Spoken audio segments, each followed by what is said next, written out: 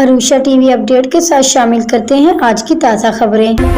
ہمارے ساتھ رہیں اور عروشہ ٹی وی دیکھتے رہیں۔ 2024 کے عام انتخابات کا اعلان ہو چکا ہے۔ ملک کے دیگر حصوں کی طرح چترال میں بھی عام انتخابات کے لیے امیدواروں نے زور و شور سے انتخابی مہم شروع کیا ہے۔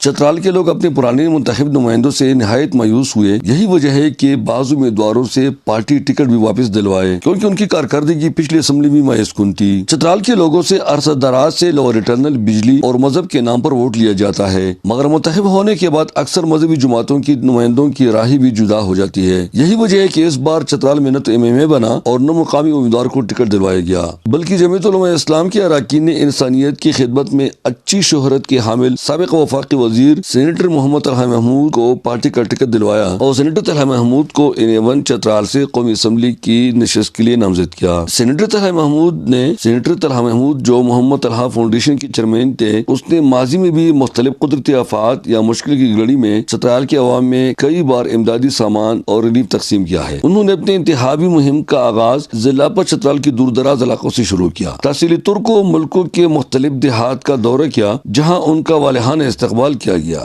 تحصیل ترکوں میں ورکو، مل، شاگرام وغیرہ میں عوامی جلسے سے خطاب کرتے ہوئے انہوں نے کہا کہ منتخب ہو کر چترال کا نقشہ بدل ڈالیں گے، یہاں پر سیاحت کو فروغ دینے کے ساتھ ساتھ ترقیاتی منصوبوں کا جال بچھائیں گے۔ چترال کے عوام مقامی نمائندوں سے مایوس ہیں اور ان کی آمد پر انتہائی پر امید ہے۔ تو وہی عالم دین بھی وہ تو اپنا خود مطلب اپنے پارٹی کے منشور کے مطابق چلانا، وہی عالم دین اس کو کیا کام، واحد آدمی تھا، وہ جا کے PTI کے ساتھ مل کے اس ملک کے لیے غریبوں کے لیے کام کرنا تھا نا۔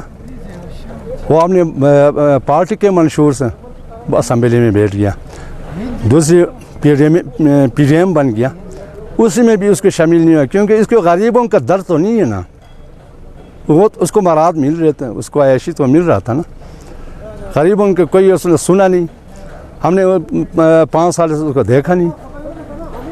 پر ضلع بن کے اب 3-4 سال گزر گئے تو ہماری بڑی امیدیں تھی کہ یہ ضلع بن گیا، اب یہ اپر چترال جو انتہائی پسماندہ ہے یہ انشاءاللہ ترقی کے راہ میں گامزن ہوں گے، لیکن 4 سال گزرنے کے باوجود ہم مایوس ہیں کہ یہاں پہ کوئی ایسی مضبوط کام نہیں ہو سکا۔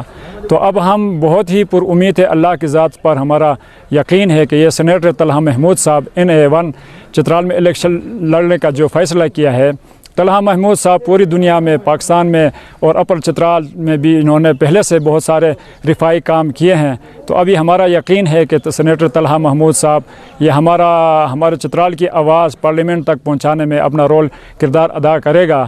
تو طلحہ محمود صاحب سے ہماری بڑی امیدیں وابستہ ہے کہ سینیٹر طلحہ محمود صاحب یہ سیٹ جیتے گا تو انشاءاللہ چترال کی تقدیر بدل جائے گی۔ سینیٹر طلحہ محمود نے عوامی جلسوں میں اعلان کیا کہ منتخب ہو کر چترال کے ہر علاقے میں خواتین کے لیے 200 دستکاری مراکز اور مردوں کے لیے ٹیکنیکل کالج کھولیں گے تاکہ ان کو باعزت روزگار مل سکے۔ سینیٹر طلحہ محمود کے بے داغ ماضی کی وجہ سے عوام میں امید پیدا ہوئی کہ وہ قومی اسمبلی کے رکن منتخب ہونے کے بعد چترال کے حقوق کے لیے بھرپور آواز اٹھائیں گے۔